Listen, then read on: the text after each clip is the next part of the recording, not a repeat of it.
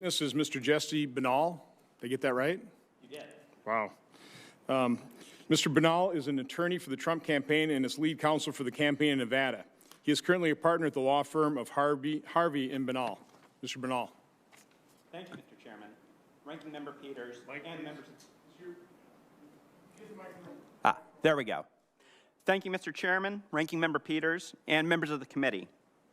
This year, thousands upon thousands of Nevada voters had their voices canceled out by election fraud and invalid ballots. Here's how it happened. On August 3rd, 2020, after a rushed special session, Nevada legislators made drastic changes to the state's election law by adopting a bill known as AB 4. The vulnerabilities of this statute were obvious. It provided for universal mail voting without sufficient safeguards to authenticate voters or ensure the fundamental requirement that only one ballot was sent to each legally qualified voter. This was aggravated by election officials' failure to clean known deficiencies in their voter rolls.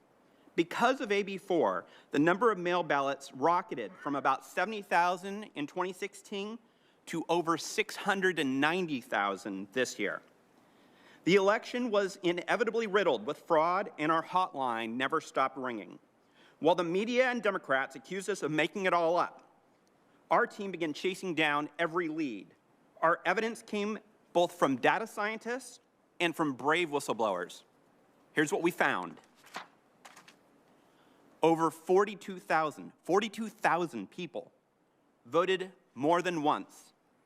Our experts were able to make this determination by reviewing the list of actual voters and comparing it to other voters with the same name, address, and date of birth. This method was also able to catch people using different variations of their first name, such as William and Bill, and individuals who were registered both under a married name and a maiden name. At least 1,500 dead people are recorded as voting, as shown by comparing the list of male voters with the Social Security death records. More than 19,000 people voted even though they didn't live in Nevada. This does not include military voters or students. These voters were identified by comparing the list of voters with the U.S. Postal Service's National Change of Address database, among other sources. About 8,000 people voted from non-existent addresses. Here we cross-reference voters with the Coding Accuracy Support System, which allowed our experts to identify undeliverable addresses. Over 15,000 votes were cast from commercial or vacant addresses. Our experts found these voters by analyzing official U.S. Postal Service records that flag non-residential addresses and addresses vacant for more than 90 days.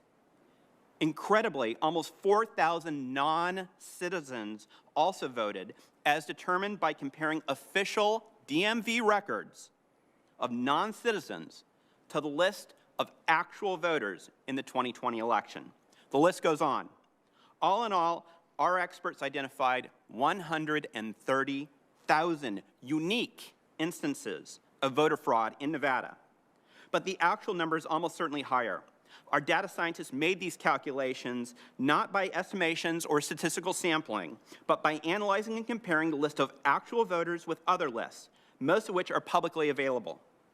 To put it simply, they explained their methods so others could check their work. Our evidence has never been refuted, only ignored.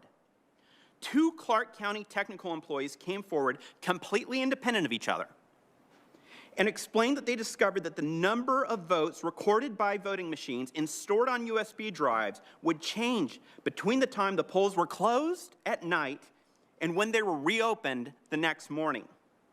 In other words, votes were literally appearing and disappearing in the dead of night. When we attempted to verify the integrity of these voting machines, we were allowed only a useless visual inspection of the outside of a USB drive. We were denied a forensic examination. Finally, our investigation also uncovered a campaign to illegally incentivize votes from marginalized populations by requiring people to prove that they voted to receive raffle tickets for gift cards, televisions, and more. Our determined team verified these irregularities without any of the tools of law enforcement, such as grand jury, subpoenas, or FBI agents. Instead, we had less than a month to use critical thinking and elbow grease to compile our evidence. We tried to obtain testimony or documents from Clark County officials, but they obstructed and stonewalled. When we filed suit, state officials and even courts delayed proceedings for days, but then offered us merely hours to brief and argue our cases. In wrapping up, Mr. Chairman, these findings are disturbing, alarming, and unacceptable in a free society. Our free and fair election tradition is a precious treasure that we are charged with protecting. Government by the consent of the governed is hard to win and easy to lose. Every single time a fraudulent or illegal vote is cast, the vote of an honest citizen is canceled out. Thank you.